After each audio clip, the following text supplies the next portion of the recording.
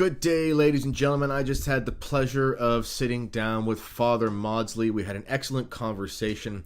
I don't know if you saw our episode from a couple months ago, but that was a great one as well.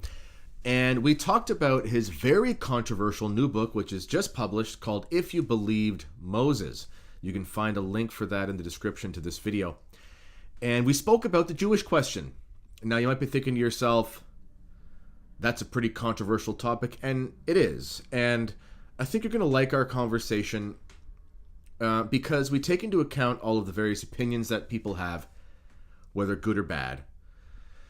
And Father Mawdsley is animated by a love for the Jews. And you might be thinking to yourself, hold on, that's not something I necessarily always find within traditional Catholicism, and you'd be right.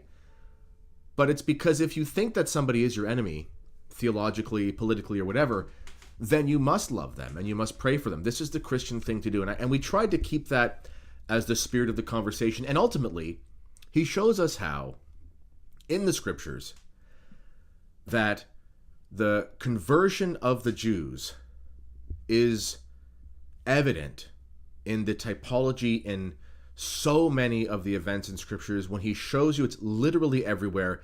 His new book, If You Believe Moses, it's volume 1. It's indispensable. It should be in every Catholic's. I don't care if you're in every Catholic's library. I don't care if you're a conservative Novus Ordo or a traditional Catholic or whatever. You need to get this book. It is a magnificent. It is a magnum opus. That's the word I'm looking for. It is a masterpiece of biblical theology and typology. It's absolutely fascinating. You know, as we were doing this interview, I thought to myself, someone needs to tell this to Ben Shapiro. You know, you've seen Bishop Barron be interviewed by Shapiro. You've seen other Christians, and they kind of miss the mark. And Father Mawdsley shows that it's not just in the New Testament, but the New Testament is the key to unlocking the meaning of the Old Testament about God's plans for the Jews. And there's a very special plan for the Jews indeed. And that involves their conversion, which is in every single aspect of the Old Testament. And it's plain as day when he shows you. Someone find a way to show this to Ben Shapiro. And so I hope you enjoyed the video. Now, of course, one of the things that we do love about our elder brothers, which actually is a Catholic term traditionally, by the way, so watch the video for that. Not the way that it's used in the Novus Ordo context, sort of modern, but it is a thing. One of the things you got to love about folks from the Levant region, the Levantine brethren over there, is they do grow pretty good beards, and we tend to see those on images and statues and things like that from characters in the Old Testament. So I don't know if they would ever enjoy TKR beard products, but you probably would. And let's say thank you to our sponsor, the TKR store. KennedyReport.com, and visit the TKR store to see our new products. Kennedy's Choice Beard Oil. You can use this on your beard to help with alleviating itchiness, dryness, and irritation of skin. And don't worry, no animals were used in testing this product except for myself. Use Kennedy's Choice Beard Balm for a softer, healthier, manageable beard that is made with natural ingredients. And trust me, I know a thing or two about beards. Visit thekennedyreport.com and check out the TKR store. The links for this are in the description. All right, ladies and gentlemen, all jokes aside, please check out the links in the description for the TKR products. We also have another product from that region of the world, the Middle East, in our lineup, the frankincense oil. And that's enough product placement for today. Thank you for all your patience and for helping keep the lights on. Enjoy this video with Father Mawdsley, and I'll see you later. I'm here with Father Mawdsley, and he has recently published a book called If You Believed Moses, and this is volume 1. You can see it right here, and it is about the conversion prophesied of the Jews in the Old Testament. Volume 2 is Church Fathers or New Testament? It's about the conversion of the Jews as the close of history, so it's much more close of history, more apocalyptic. And so this one is all about the Jews, the conversion of the Jews prophesied in the Old Testament. I'm reading through it. It is phenomenal. We actually already recorded about 10 minutes of this interview but the little gremlins in technology didn't want it to happen, so we're here doing it again. So thank you, Father Mawdsley, for your patience. And okay, you gave a wonderful 5-minute breakdown of sort of why you wrote the book. No one's ever going to hear it because of the silly technology. So maybe you could recreate that for us. Father, why did you write the book, and to what end? It's actually connected with the closure of the churches for a couple of years under the COVID regime, and then Traditionis Custodes, the church abandoning her tradition. And this is trying to get what is behind that.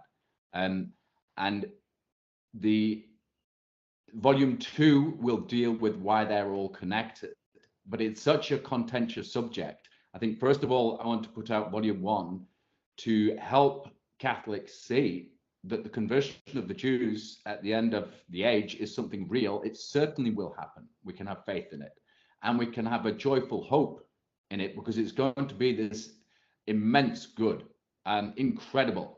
Like, you know what, you want a movie to have a good ending. Well, God has written history. It is going to have the most fantastic surprise ending. We know some outlines, but we don't know how this will come about. And it will help fill us with charity, because perfect love casts out fear. If you're afraid, you hate.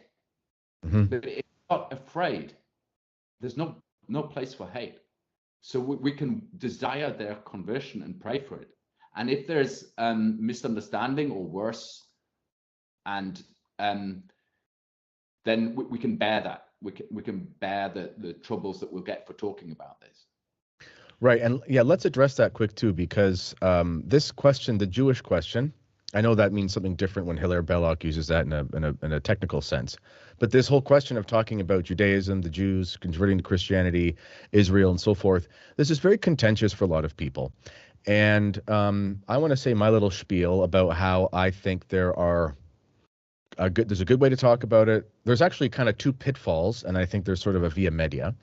And then perhaps you can comment as well. So on the one hand, and I mentioned this briefly in our last video, which if you haven't watched that, ladies and gentlemen, was called Resist Until It Hurts, I think is what it's called. A wonderful interview from about 3 months ago.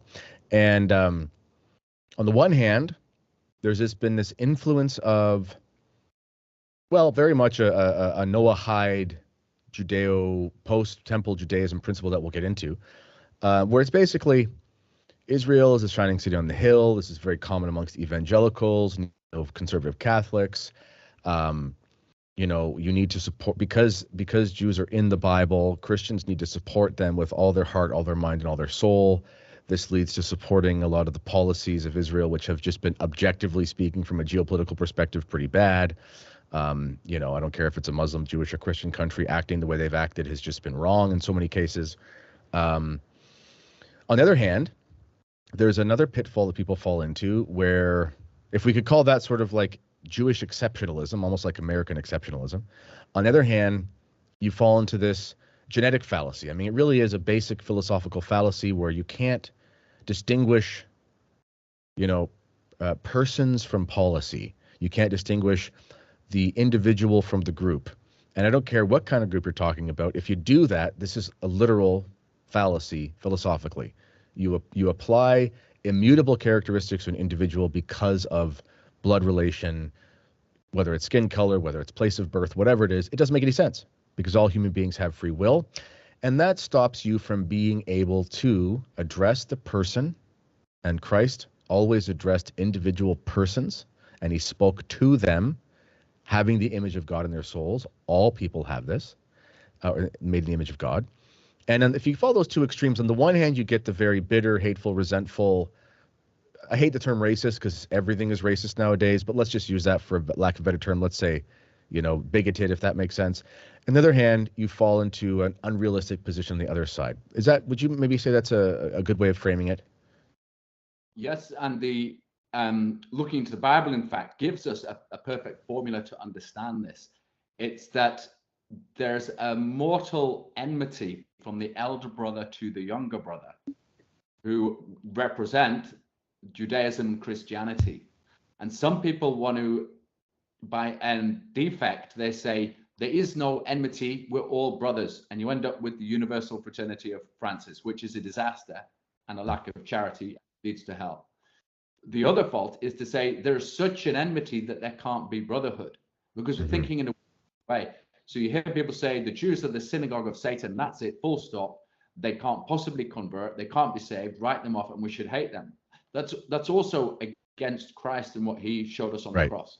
The fact is that the New Testament gives us a key to unlock the Torah and the Old Testament. And so we can understand, for example, St. Paul, well, it begins with Jesus talking about, for example, the two brothers and the prodigal son. And then the church fathers finding multiple instances in the life of Christ and his miracles and his teachings that of the final conversion of the Jews, which I write about in the book. Then we have St. Paul look at Ishmael and Isaac. They represent the synagogue and the church as the children of Hagar and Sarah, the earthly Jerusalem, the heavenly Jerusalem, the slave woman, the bondwoman, and the free woman, the one who were conceived carnally in the flesh, and the other, Isaac, by a promise of God, a miraculous conception. So Ishmael and Isaac are kind of key here. And then St. Paul tells us more about Jacob and Esau, that the elder persecuted the younger. He said the carnal persecutes the spiritual, and so it is now. The church fathers tell us that Cain and Abel represent the Jews and Christ. And also that Joseph and his brothers is a picture of the Jews and Christ. And again, that Joseph went through all that suffering, which he saw as providential. He accepted as Christ took his passion, although it took Joseph probably longer to figure out what was happening. But when his brothers were terrified at the end that he was going to have bad memories and be angry, he spoke to them mildly. He was weeping and embracing them and kissing them, and then showered Benjamin, who is the last generation of Israel, by the way. His father Jacob's called Israel. Benjamin's the last son. He's the last generation of Israel. And Joseph gave him 5 festal garments and 300 pieces of silver, I think, and a 5-fold serving at the banquet, which is a picture of Holy Mass. There's so many clues in the Bible. So we have Joseph, who was willing to suffer in order, he said, to feed the world, save the world, and to save his brothers. God protected Ishmael when he was cast out in the desert, right? God protected Ishmael. God protected Cain. He said he's put a mark on Cain, and whoever molests Cain come back 7-fold on them. He protected Esau in that he said to the Israelites after, you shall not have a foot of land in Edom. Do not go to war against your brothers in Seir, because he's given that land to them. God protected Joseph's brothers through Joseph and supplied for them. So we've seen actually the church through history has supplied for Jews and protected them, although we hear a very different history from falsified history. Yes. Yeah. So all the time you have this divine protection of the Jews, which means the church has understood this in her laws, that she may not harm the Jews, but she has to recognize that their denial of Christ being the Son of God and the Messiah is the most spiritually dangerous thing on this planet. However, at the end, we have this faith in their conversion, which we see in a sense in Moses and Aaron. Should I continue or? Yeah, let's hold that for a sec, because we don't want to give away the whole book in the first 10 minutes. And there's 2 things I really wanted to go into here. The first one is Jacob and Esau. So I was reading your book last night. Everyone knows I'm kind of a night owl. It was, midnight or 1 a.m, and I'm sitting here reading this book. My wife's actually away on vacation with her best friend. They both had traumatic injuries this year, and one of her best friends, and they needed time. So me and my good buddy, we sent them away to the beach to get some rest. And so my little girl was homesick and, missing her mom. So she was sleeping beside me, and I was reading a book anyway. And the part about, so I've never heard this until I read your book. So Jacob and Esau, this is this, if I'm not getting the brothers mixed up. This is where the one comes out hairy and red. And okay. And then the way they describe the brothers, because that's such a strange detail. He was covered in hair and red. It's like, what does that even mean? He's a little gremlin or something? Like, you don't even know what it means. But then you explained how they would describe Esau as being this manly hunter. He seems like the good guy. And then the way it's translated, oh, and Jacob just dwelled in tents. It's like, sounds like he lays around. But actually, it's a religious thing. It means he is in the temple all the time. It's prefiguring the fact that he's in the tabernacle all the time. Could you break down that Jacob and Esau thing? Because I found that so fascinating. Yes, St. Louis Marie de Montfort, quoting the fathers, says that Jacob, being a man who dwelt in tents, means he's close to his mother, Rebecca, meaning Mary, and he's a man of contemplation and prayer. The word the Vulgate uses is simplex. He's simple. The Greek word, it translates as formless, even not just simple, but formless, in a way that God is formless without form, because he transcends all form. It's an amazing word. And the Hebrew word indicates someone who is integral, decent, honest. So this is Jacob. Now Esau is the hunter, using the word the first time, I think, in Genesis since we heard of Nimrod, who is a type of the Antichrist, who hunts men. And Esau is carnal, so that when he lost his birthright to Jacob, which signifies the covenant going, the old covenant ending and the new covenant beginning, and Christ is the one who inherits it, and every Christian in him. Esau didn't even care after he had lost it, because he had a full stomach. He said he walked away despising his birthright because he just wanted a full stomach, which means the things of this world. I got that detail from the rabbis, from listening to the rabbis, that they see that Esau didn't have the spiritual priorities. But of course, the rabbis don't understand how it's fulfilled in Jesus Christ. Okay, yeah, that's really fascinating. And then there's another aspect. Is this with Isaac and Ishmael, the word play? Is that where that is? Yeah. Can you break that down? Because I know that you also see this word. There was a great sermon I listened to years ago about the golden calf of evolution by a patritional priest from the United States, and he showed how when the Israelites rose up to play, it actually refers to something like a ritual sexualism or something, some sort of debauchery. And so this word is in there in the story of Isaac and Ishmael. Could you please explain that to us? I will. And if I forget, if we come back to how Ishmael and Isaac both buried their father together, and Jacob and Esau did, and Joseph and his brothers, this is key about the reconciliation, giving a liturgical. I'm going to put a note here so we don't forget it. Both buried the father. Good. Right. So the word play, when Abraham and Sarah were told, that it was announced to them that they would, this time next year, you'll have a son. They both laughed. I think Abraham had his face to the floor and laughed, and Sarah was behind the door and laughed, and God said, you laughed, and she said, I didn't laugh, and he said, you did laugh. And they call their son Isaac, which means laughter, which is so fitting. And we might think it's that Sarah didn't believe the announcement, and that's why she laughed, thinking, shall a woman of my age have pleasure, which is the word for Eden, by the way. It's about restoring Eden. But in Mary, we see it exalted to be this heavenly joy at the Annunciation. But this word play, which is the same root as the name of Isaac, it says when the boy was weaned, he could have been quite a bit older than we think of when a child is weaned. We're not talking about a 2 or 3 year old here. It could be to do with the 13 years old or 12 years old. Right. So Sarah saw Ishmael, or the son of Hagar, playing with her son, and that the Vulgate and Septuagint add Isaac. So you have this play on the word playing. And then Sarah says, cast him out.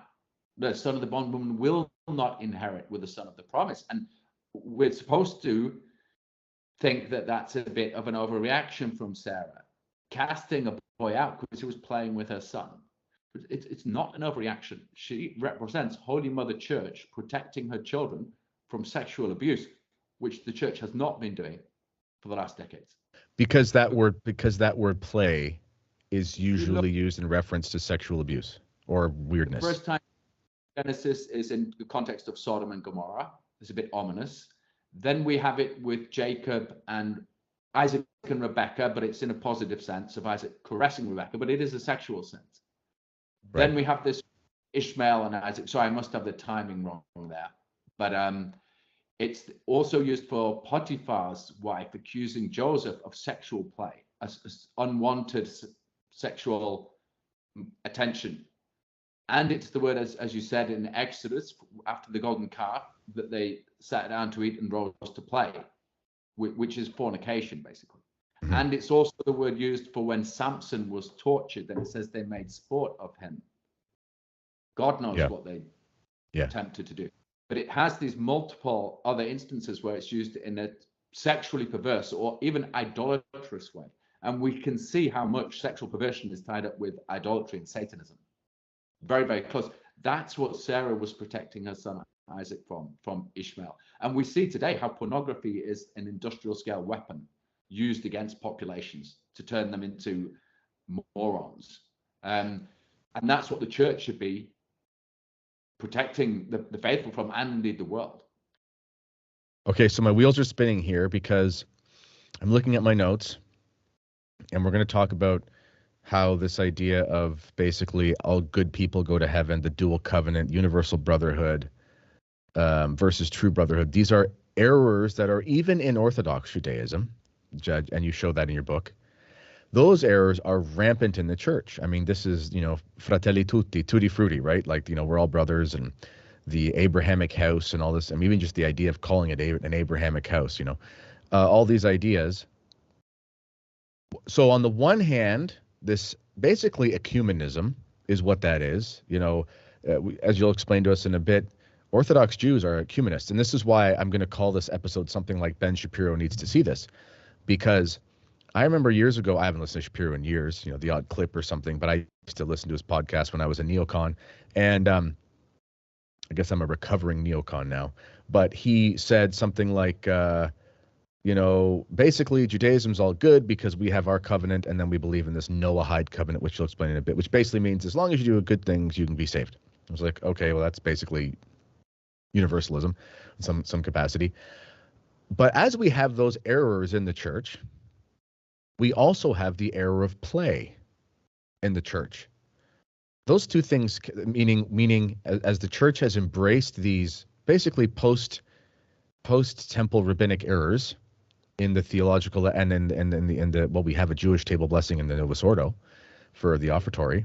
As we've embraced these things, we have also seen the errors of the older brother that we see in Scripture. Is there something there? Am I on the right track?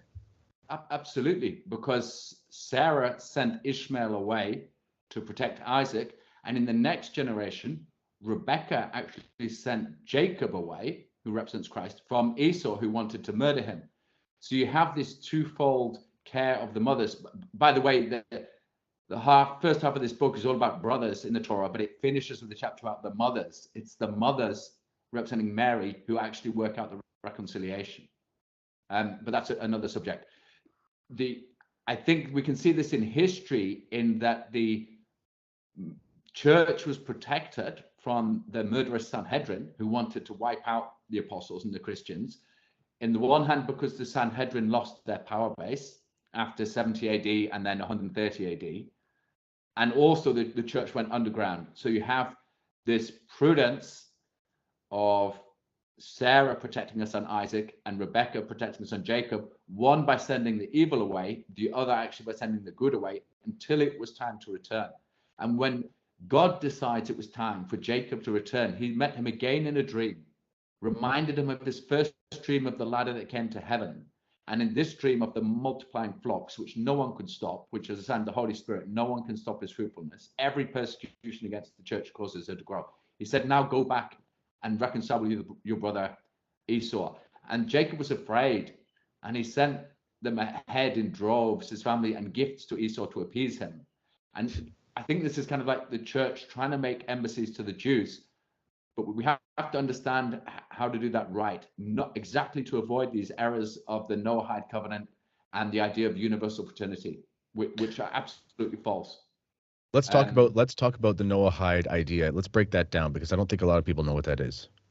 So Rabbi Jonathan Sachs gave a series of talks in 2012 about, I can't remember, a Jewish theology of the other or something about this. And he's trying to explain how you can have a dual covenant. It says in the Torah, we find a particular covenant and a universal covenant. The particular covenant is with Abraham. God called Abraham and promised him the land and his descendants to be multiplied like the stars in heaven or the sand on the seashore.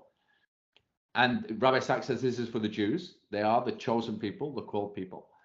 But with Noah, there was a universal covenant. And that's what's left over for the Gentiles.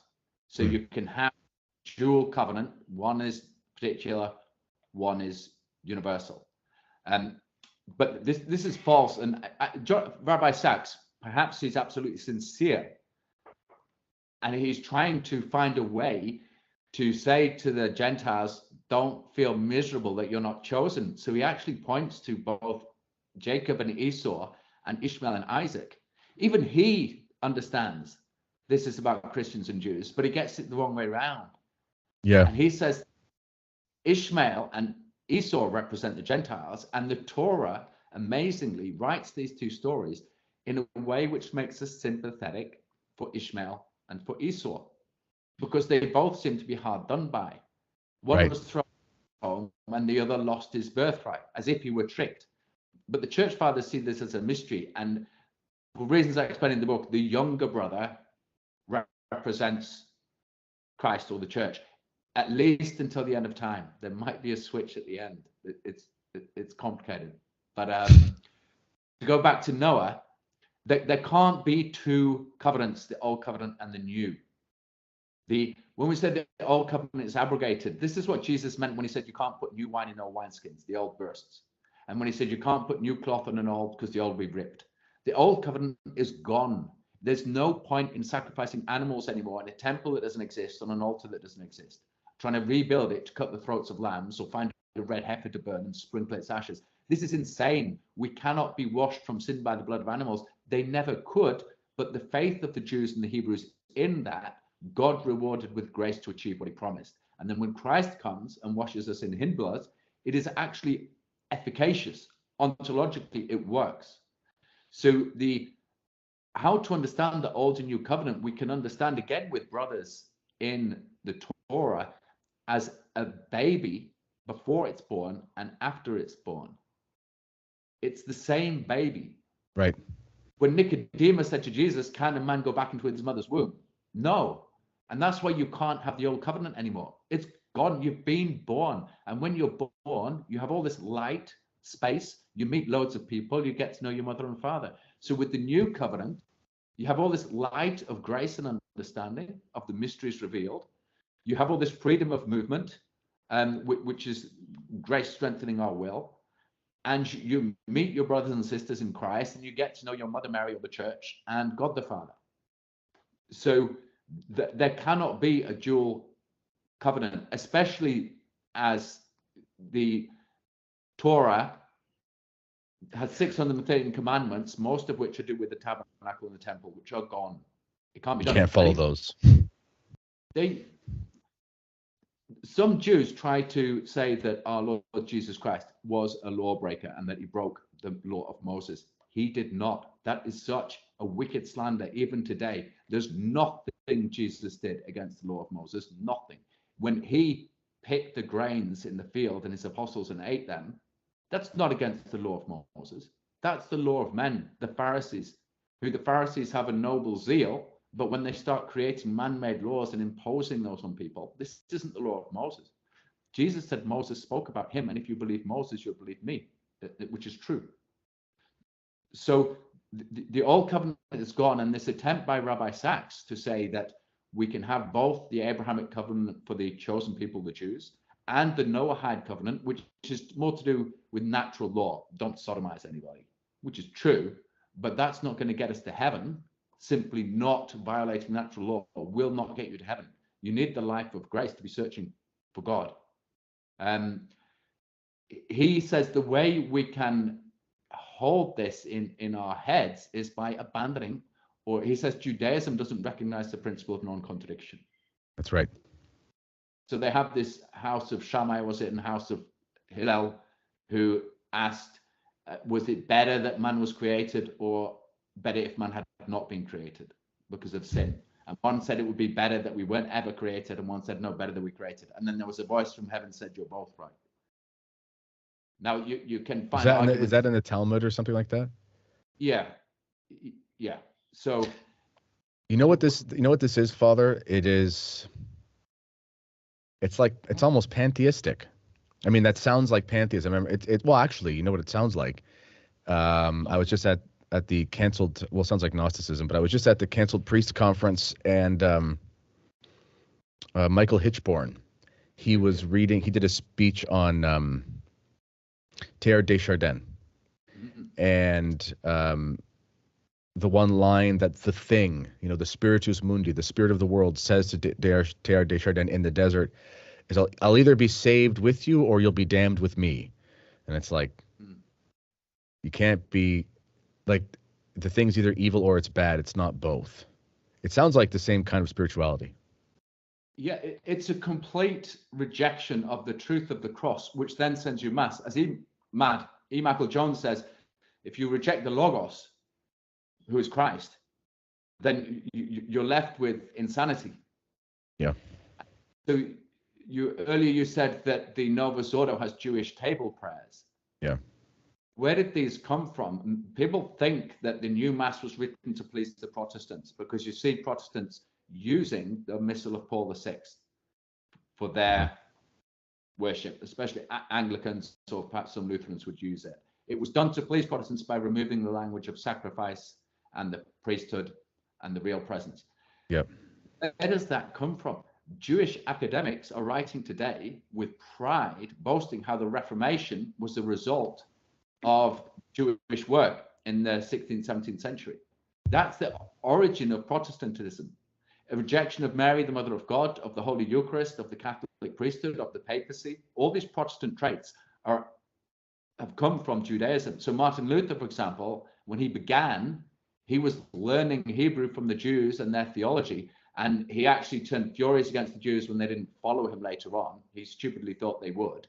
But in his early years, he was formed by them, by their theology, by their thinking. This is where Protestantism comes from. That is why they misunderstand Zionism now and Israel, and they think that political Israel, geographical Israel, is somehow a fulfillment of the biblical prophecies about Israel. It isn't.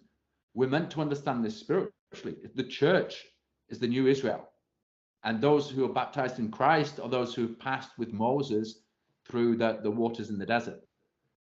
And so the book of Tobit, for example, which St. Bede explains how that's about the conversion of the Jews, because the father was blind, but at the end, his healed him. This is about the veil being removed from the hearts of the Jews. The Jews and the Protestants don't recognize the book of Tobit as canonical. That's right. Or Maccabees. And I was going to say, Maccabees is extremely important as well, especially for understanding the errors of the Pharisees, because it's clear in Maccabees that there's a letter of the law and a spirit of the law, and Christ is fulfilling the spirit when he's here. I think of the example where the Jews are slaughtered on the Sabbath because they don't want to fight back. And Judah Maccabee and other goes, hey guys, you don't have to have your head chopped off to follow the Sabbath law. If somebody's swinging a sword at you, you're allowed to swing back, and this is both Protestantism and Judaism fall into legalism. Protestantism is using the law to get out of the law, in a sense. It's like, well, there is no law, because you're saved and you love Jesus and everything's fine, and how could you ever follow all the laws? It's sort of like a get out of jail free card. Whereas Orthodox religious conservative Judaism is only law, and we saw this recently with what's his name, Dennis Prager. He was on one of those Daily Wire shows. I never watched the whole thing. I just saw a clip of it, and they were talking about, is pornography usage a form of adultery?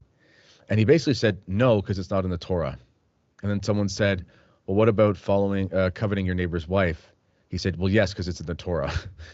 He was like, yeah, it says don't covet, and it doesn't talk about the pornography in the Bible. And it's like, well, that's completely legalist.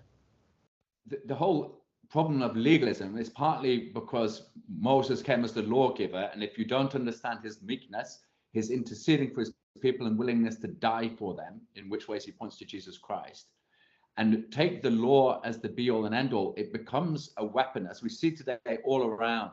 For example, the last election in the USA is decided by lawyers, not by democracy.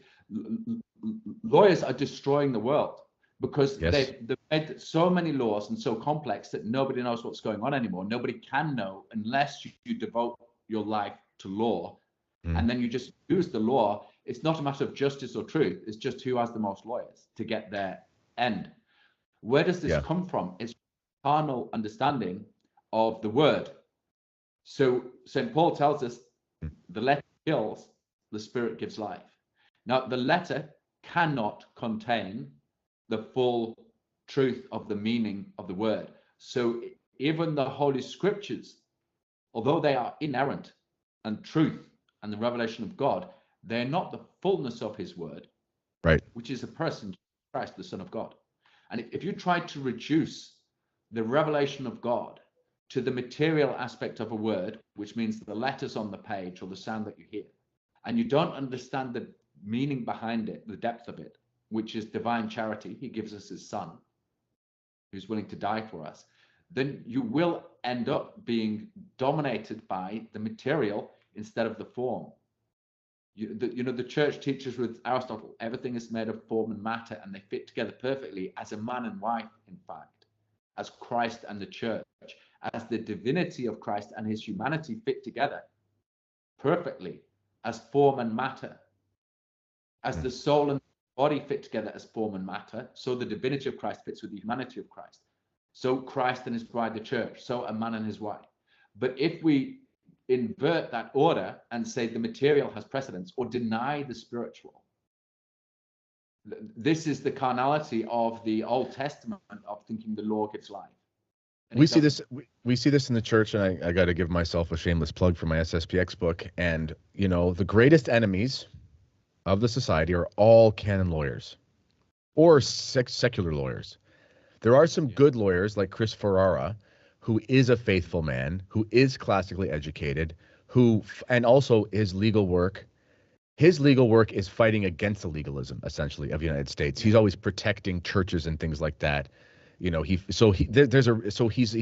got the right mindset of the spirit of the law, and he's using it to his advantage in the law.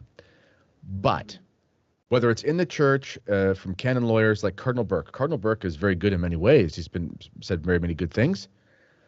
But when you listen to him talk about the side of St. Pius X, it's like, I don't know the mental gymnastics he's doing, and he's a canon lawyer. There's various others as well, and it always comes down to like canon law in general, positive laws, whether it's of a society, whether it's of the church, which is a society, but it's ecclesial society or a secular society. You can't negate all the other ways of knowing things. I was talking to a friend of mine, Joshua Charles, who is excellent on biblical typology. Anthony from Avoiding Babylon, he did a speech, at the Canceled Priest Conference on biblical typology. I talked about this in my book about Archbishop Lefebvre, and it was your idea with John at the Cross and the Church Under Passion and these kinds of things. And it's like, this typology works. You can't come to me and say, well, we're not going to go with the overarching metaphysical narrative of Revelation because I can't find it in my code of law. It's a blind way to look at things. It's pathological. And you see this today with a lot of the Pope-splaining apologists and things like that who try to, I saw the recent one, Pope Francis gave a letter to James Martin. Give me a break. And they're like, well, basically what they're saying is, by the letter of the law, the Pope did not technically write something approving of immorality and heresy. And the analogy I gave, it's like, yeah, by the letter of the law, my dad didn't technically say do drugs. He just sent the drug dealer a letter and said, here's an attaboy. Good job, buddy. And it's like, it's the same thing. You have to look past the letter of the thing to understand the spirit. And this error, which is found in rabbinic Judaism and Protestantism, is destroying the catechetical nature of the church. People do not know how to look past the letter of the law and the spirit of the law. And I think that this is evident in what you're talking about. I fully agree. And typology works because the immaterial, the spiritual, always has to be greater infinitely than the material which tries to contain it. So that material realities of history and persons and things point to things that are much greater than them. That's and right. that spirit that we only have to obey the law. I get a lot of comments like this about that I shouldn't say we should resist Francis. And people think, no, all you have to do is do what the Pope says and everything's going to be fine. You'll get to heaven and we'll have peace on earth. But if that were the case, then why has God given any of us a brain or free will? As if, or why has he asked us to love him and love our neighbor if all we have to do is obey the Pope? See, it worked for 2,000 years. Although there have been weaknesses in the papacy, it worked. And now God wants to really test us. Are we satisfied to simply say, I'm following the Pope? I will shut down Latin masses, or I will tell tradies they have to go without it because I'm following the Pope. Oh, well done. Is that charity? Is that the heart burning with love for God and for neighbor that's going to bring you to heaven and bring others? No, it's not. It's an abrogation of the spirit. And so the law can never be enough. I'm as an Englishman, I love the rule of law. We need the rule of law, but the law has to be light. It has to have a light touch, and the emphasis is in the judgment. That you need to appoint judges who judge, who don't have so many laws on the books that they can find a precedent for every case. And common law. This is something that, you know, I'm from a Commonwealth nation as well. Our lawyers still wear fancy outfits when they go with wigs and stuff like that sometimes, and just like yours. And common law is very different than constitutional law. And I think this is a big thing that is hard for people to understand because the American understanding of law isn't Catholic. Okay, I know there are some people who say, you know, there was some influence of these scholastics, and there was, I'm sure. Like these men who started America, they obviously were very smart and read tons of books and things like that. And I get that they had a classical education, but they also were heavily influenced by Hobbes and these other types of thinkers who were not classical thinkers. They were very much revolutionaries in their thinking. It was eclectic. The American Constitution is eclectic. 50% of it, 60% looks awesome. The other percent, you go, oh, that's just straight liberalism. But anyway, but common law, common law is Thomistic.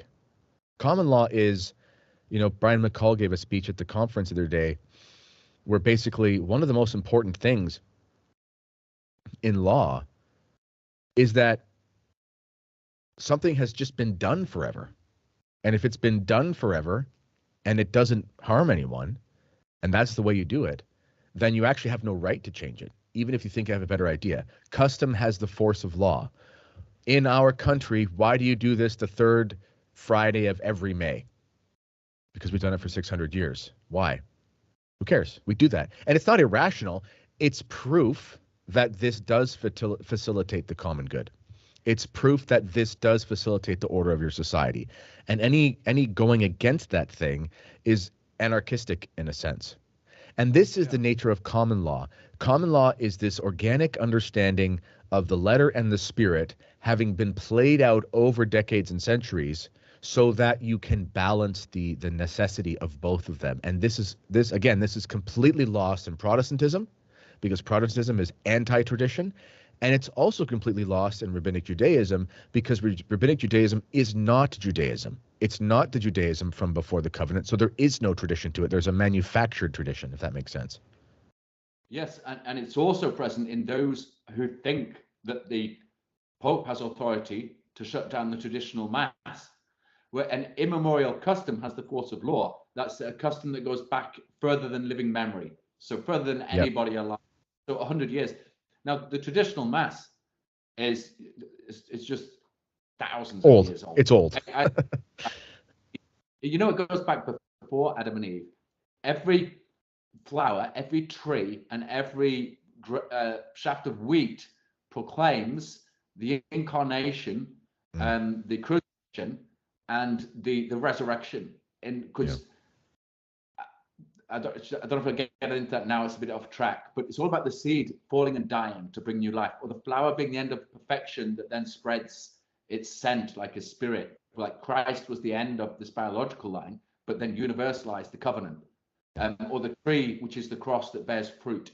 So even before Adam and Eve, you had God laying this into the Garden of Eden. That's how far back those traditions go. And the idea that man can decide, now we're going to have a new mass, they're elevating the authority of the lawgiver far above what God has actually written into history, creation, reality, and revelation. Well, you and I talked about this. Sorry, Father. You and I talked about this briefly in our last episode. The mass is creation. If you take away the mass, entropy destroys the whole living order of the universe. With in the last 2 years, when you're speaking of constitutional law, there's an English constitutional law expert. I'm sorry, I don't recall his name, but he was saying that when a jury was assembled, they're not only judging the accused, whether they're guilty or not guilty, they're also judging the law that is being applied, whether or not they're willing to accept that on the books or not. In the earlier centuries, the jury could say, we don't want to be governed by this law. This law is tyrannical. We're not going to say whether this person's guilty or not. We reject that law. And then this is where common law emerges, that the commoners, that the people said, we don't want to be governed by that law, because people want also the common good. They want rational laws that serve the common good. And when the tyrant tries to impose one that is against the common good, the people reject it. And that was understood in the system of common law.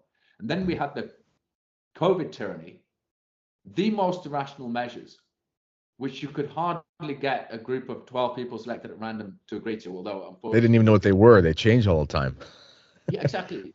It was madness, including the insane measures imposed on the churches by the hierarchy itself. So unworthy.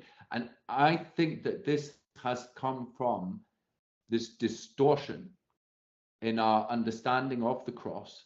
Yes. This comes from Judaism through Protestantism, now into the church, through the false ecumenism and faith that we see with Francis's universal fraternity, the Abrahamic house of all Muslims, Christians, and Jews being together because they imagine they're all somehow have a faith that Abraham had, and even more than that, all mankind.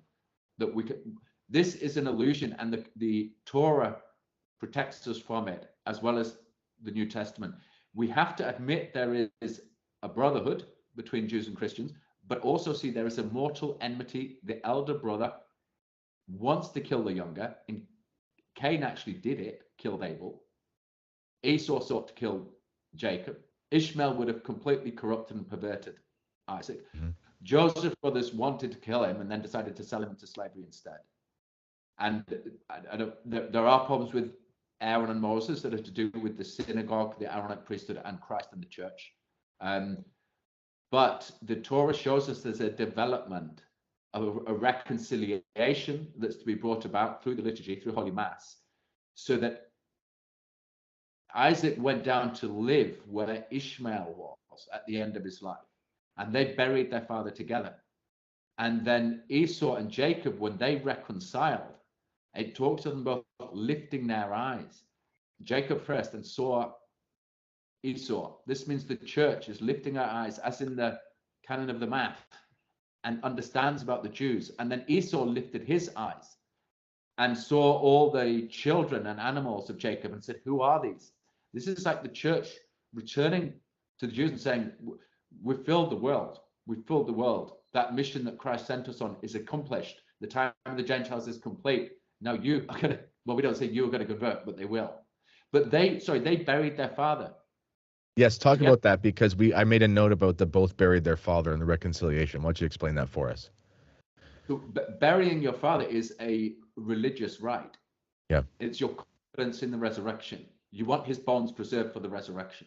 And the patriarchs were buried in that cave with Abraham and Sarah. And even Joseph said he wanted his bones carried back from Egypt to be buried with Abraham, Isaac, and Jacob, and not left in Egypt. It's this sign that if you are with Abraham on the day of resurrection, well, you're going to heaven. Yeah. So Isaac and Ishmael buried Abraham together. Then Jacob and Esau buried Isaac together. And then Joseph and his brothers buried Jacob together. I hope I've not got confused with any of that. I'm sure the comments will tell me if I have. And it's a sign that after these long separations of brothers, they come back for this religious liturgical rite honoring their father, who is God the Father. And then we have Moses and Aaron. Now they died separately, were buried on different mountains. But there's an awesome scene with Zipporah, the wife of Moses, who completely saves the day when it says that God was about to kill Moses because he didn't circumcise his son. And then Zipporah did the circumcision and said, "Thou art a bloody spouse to me." And so God was satisfied. And it's bizarre. And then the very next verse is about Aaron and Moses kissing and embracing at the mountain of God, which means that the altar and mass. And then there's this banquet where Zipporah has her former family of Jethro and the pagans. He was the Midianite, pleasing to God. Her new family with Moses and her two boys, Gershom and Eleazar. That means they're half Hebrew, half Gentile. And I think that stands for the church, Our Lady with the church. And then Aaron comes with all the elders of Israel, it says, to the same banquet. And it says how they took bread and offered the holocausts and bowed down and worshipped. This is clearly about Holy Mass. And Zephyr is the one who's standing for Our Lady, who brings everybody together for it. At that Mount of God where Aaron and Moses kissed, who represent the Judaism and Christianity. But by no means am I saying Judaism is correct or that there's not been a problem for 2,000 years. It's the biggest single problem in the world, how we react to the crucifixion, whether we say it matters or not, whether we can be indifferent to it or not, whether people still accuse Jesus of breaking the law of Moses or not, which is an absolute lie and a scandal. There's no evidence for it. People say Jesus didn't exist. He who is existence. They deny that he's the Messiah or the Son of God because they say there's no evidence, and then accuse him of breaking the law of Moses. Well, where's the evidence for that? You know what's amazing, Father? Some of these fellows like Joe Rogan, these sort of big podcasters who play the skeptic card. I swear they have probably done like 150 hours of podcasting over the last 10 years each on the existence of aliens and why there's evidence for aliens. And then you start talking about Jesus and it's like, well, that's just written down in a book. I mean, come on, whoever believed a book. It's like, well, you're going to have to deny You're going to have to deny all the Caesars. You're going to have to deny, the various emperors and things like that. And the only evidence we have of those is sometimes it's written down and sometimes it's just a bust that somebody made. It's a statue. But we know that's good enough because people don't make lifelike statues with a name and a date on it unless someone is there. That's psychologically impossible. It's just not something that happens. And if there's the odd hoax, it's not common. And with Christ, I mean, the Jews attest to his existence just to insult him in the post-temple Talmud. So both his detractors and his supporters both affirm his existence wholeheartedly for very different reasons. So this idea people can just deny the existence of Christ, it's like, I guess they've denied reality at a certain point. Well, God wants to know what's in our hearts. Look, he knows already. He wants to show us what's in our hearts. So no one on the day of judgment will be able to argue with the judgment they receive because our life will reveal it. Christ is a living force shaping the world now and has done forever, basically. And when we look at the cross, we have to ask the question that Joseph asked his brothers when they came to Egypt begging for bread. And he said, "Have you a father and a brother?" And they said, "Yes, we've a father who is basically has this younger brother Benjamin, whose other brother, Joseph said, is dead. And if it goes badly with Benjamin, then the father hoary head will be taken down to Sheol or to Hades." Now, this is the question Jesus asked us on the cross. Do you have a father and a brother? And we're supposed to say, yes, we have God the Father who sent his son. Yes, we have a brother, Jesus Christ.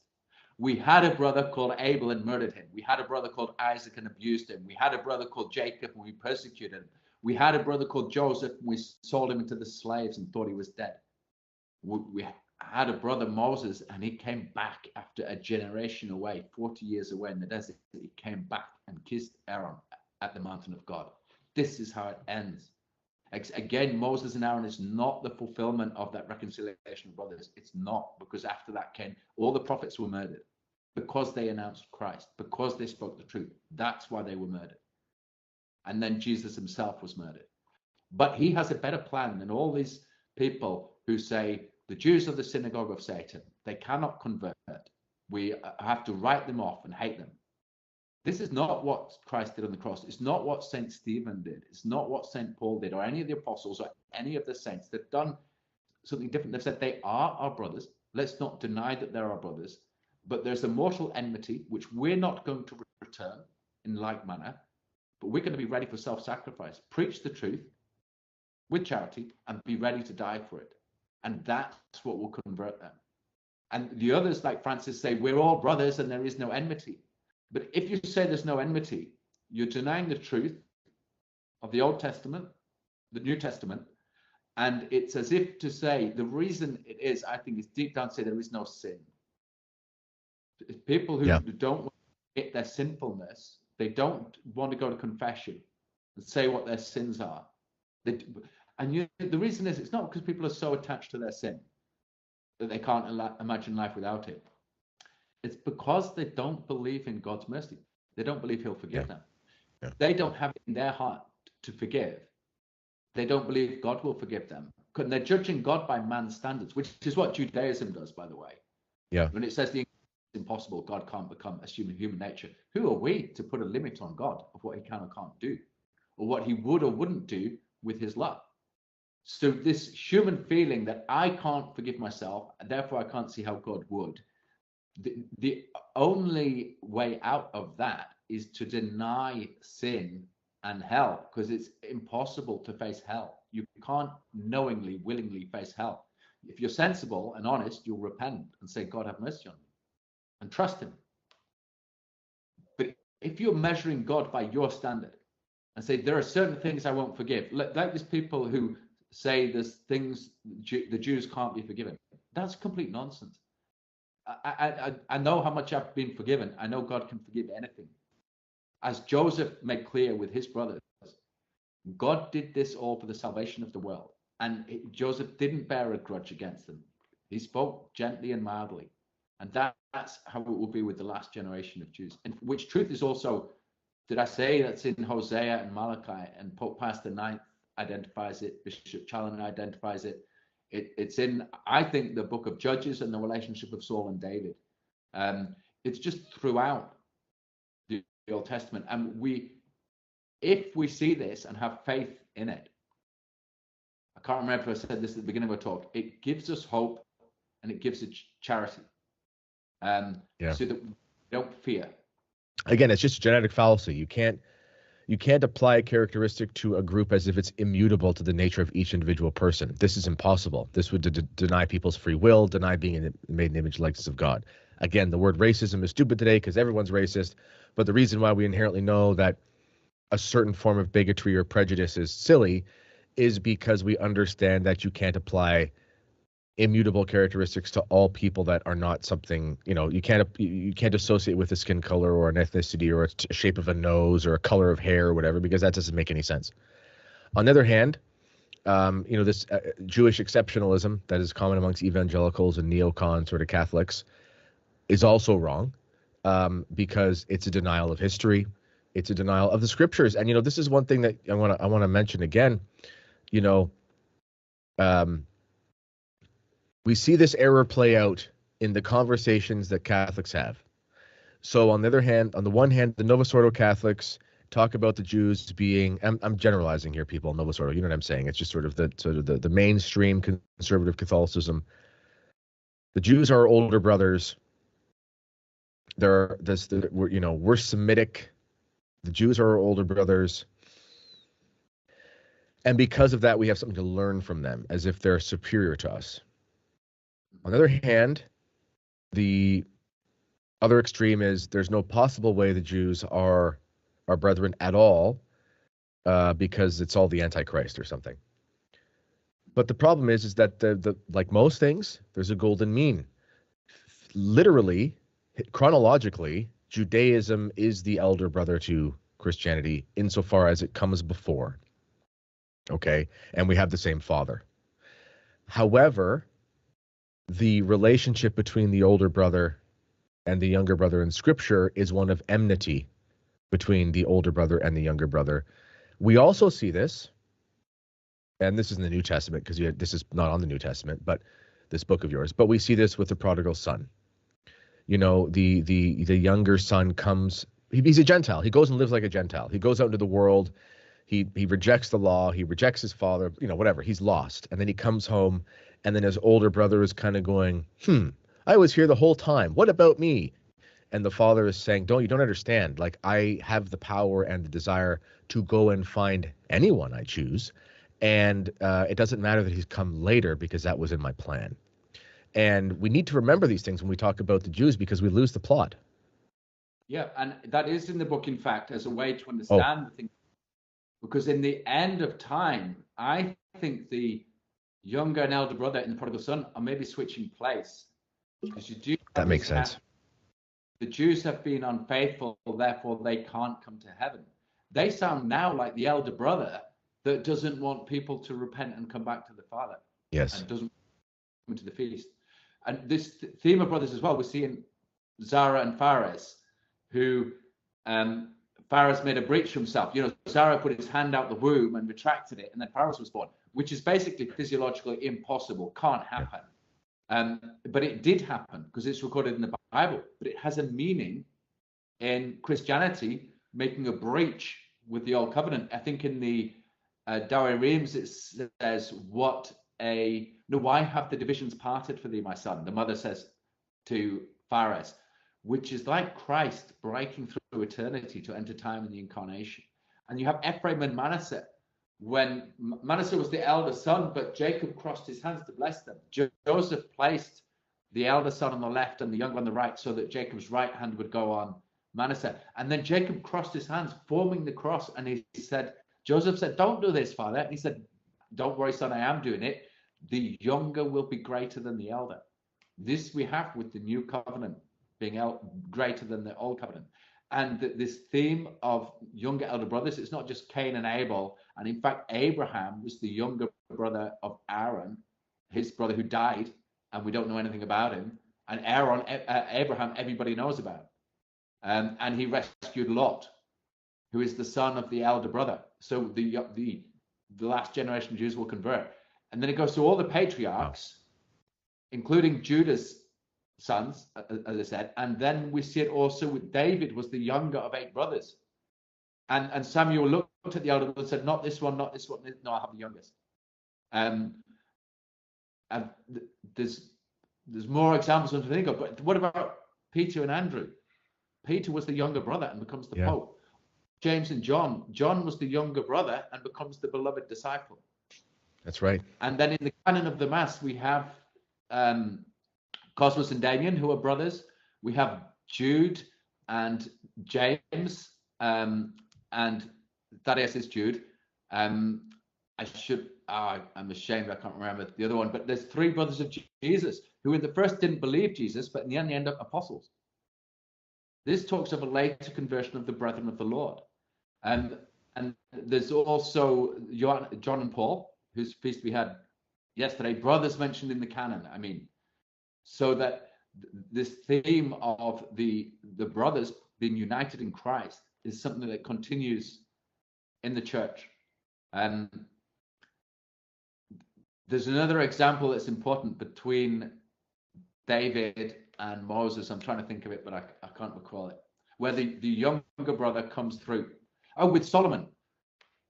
Solomon was not King David's eldest son. He had Adonai, Absalom, and a couple of others. And even Solomon wasn't the eldest of David and Bathsheba. They had another son who died. Yes. Of David's. And then Solomon was born. So he's the younger brother, again, who took it. And interestingly, David was mourning and weeping and praying for his little baby with Bathsheba. And when the baby died, it said David got up, washed himself, and went to eat. And his servants said, "What's this? You should be mourning because your son has died. Aren't you sad?" But it's a sign of prefiguration. It's otherwise an incomprehensible mystery. It is because our Lord is not sad when the old covenant died. He rejoices because he knows he's bringing the new. That's why David got up, washed, and ate. And again, the eating symbolizes the banquet. The Eucharist. Yeah. So this theme of brothers is from the beginning, and it will go to the end, and it's going to end really, really well. Believe me. I put that in volume 2 as much as I can. I mean, there's a lot that you just can't tell. It's going to be awesome. And I beg people, pray for the conversion of the Jews. On Good Friday, pray the pre-55 prayer for the conversion of the Jews. Whatever your priest is doing at the altar, no one can tell you as a layperson in the church what you can have in your head and your heart. Get a little prayer card with the traditional prayer and pray that, and don't genuflect. There's reasons for that in tradition.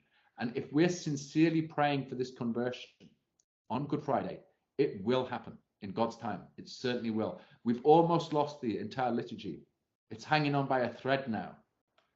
It will come back because it's the strongest force on earth, but we need to understand why, and we need to love it. And I think it began being picked apart with the Good Friday prayer for the Jews. And maybe we talked about that last time. Yeah, no, that, and if Father, if we go back to the errors, the errors of rabbinic Judaism making their way into church, and then we see the immorality of the older brothers in the Old Testament making its way into the behavior of priests in the church. Obviously not all, but some. Yes, picking apart the prayers to take the edge off, so to speak, about the conversion of Jews. Again, it's kind of like, if your ship is going to a destination and it's 1 degree off, you can't notice in the beginning, but you'll end up 1,000 miles from destination if you travel for long enough. And right.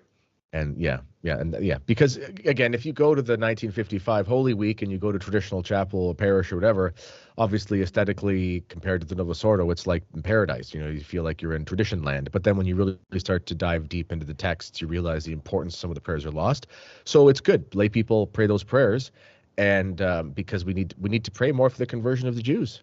And this one thing I wanted to say as well. I mentioned earlier, like if you are one of those Catholics who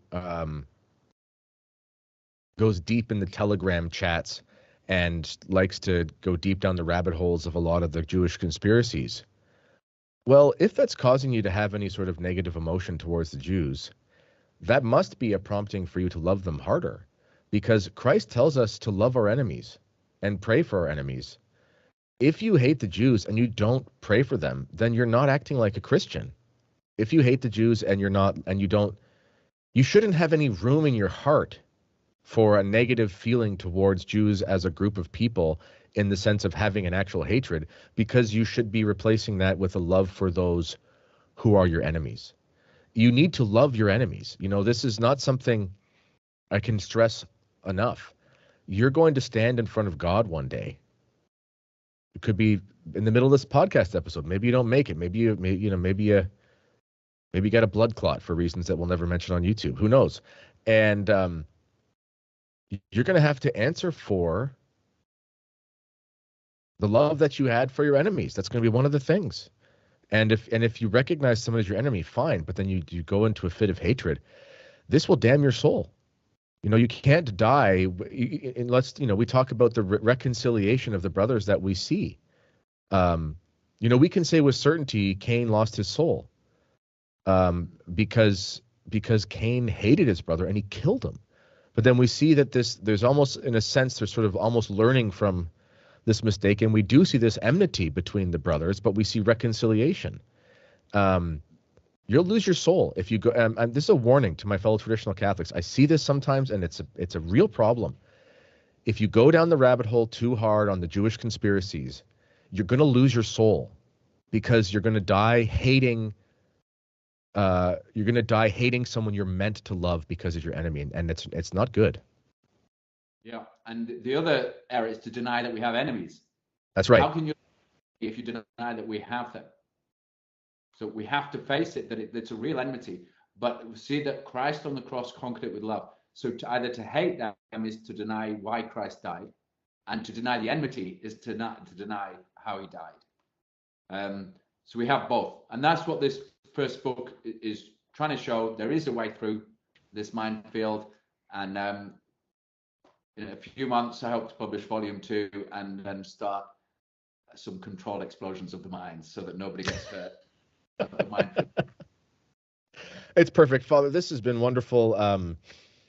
And I still want to have you on to talk about crucifixion to creation, because that is that's an idea that I need to understand. I understand it a little bit. I know it in my gut. I want to understand it better, and I want the audience to understand it better. So we'll arrange that for the next couple months or something like that. And you let me know, whenever you want to come on, talk about anything. I love your commentary. And ladies and gentlemen, again, if you believe Moses, this is the copy you buy on Amazon won't have this sort of author copy thing on it. That's just the pre-release copy. But buy that book. What Father is doing here is extremely courageous. Again, he's a traditional priest, and there are problems within some of the thoughts of lots of some traditional Catholics that have this. Some people are going to criticize Father because he's being quote unquote too soft. Some people are going to criticize Father because he's being too hard. If you're getting it from both sides, it means you're probably over the target. And Father is on the target in this book, and I recommend everybody support him. Buy this book. You can find a link for that in the description to this video. Father, anything you'd like to say before we leave? Just God bless you, and I've really enjoyed the conversation, and I certainly look forward to more conversations with you. The future is going to be tough, but it's going to be very, very good. Yes, excellent. All right, ladies and gentlemen, Taylor Marshall always says at the end of his show, be the salt of the earth and go out there and be salty. I can't steal that, so I always say, let me know what you think in the comments. And usually the comments are pretty good. So ladies and gentlemen, let me know what you think in the comments. This has been the Kennedy Report. Until next time, God bless.